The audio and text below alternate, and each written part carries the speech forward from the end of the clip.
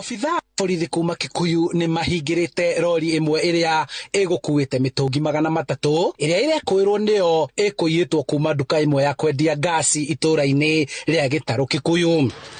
Ekūīrwo eri aria ni murangiri na ndereba wa rori ni maikitio ngono kuria marathie na mbere kuhungwo mahuri niguo meranire angi 6 aria mahotire gwithara riria borithi aria mauma patrol mamahithukiire magifokera mītūngi ino. The criminals had already taken 301 filled pro-gas containers of 6 kg, which is about 632 shillings and 100 shillings at a value, wholesale value.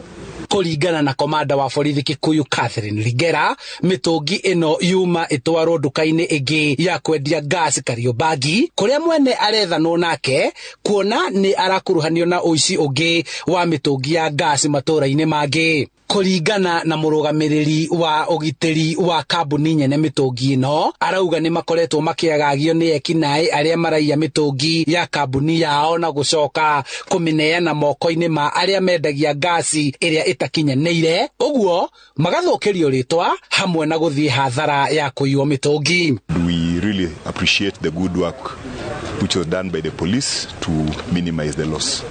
The people who are doing this are the illegal refillers.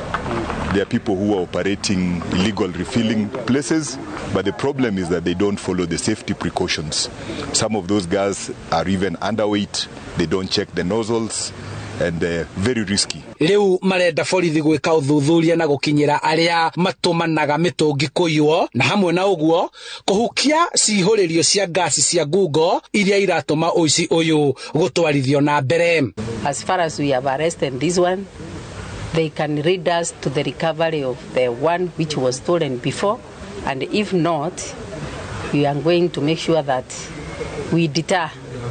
We are going to arraign them in court, and we hope probably the court will give us a very good punishment to them so that it can be a deterrence. Handu-ini ha Inoro TV kuma Kikuyu kaunti-ini ya Kiambu, njĩtagwo Charles Gĩkunga wa Kariuki.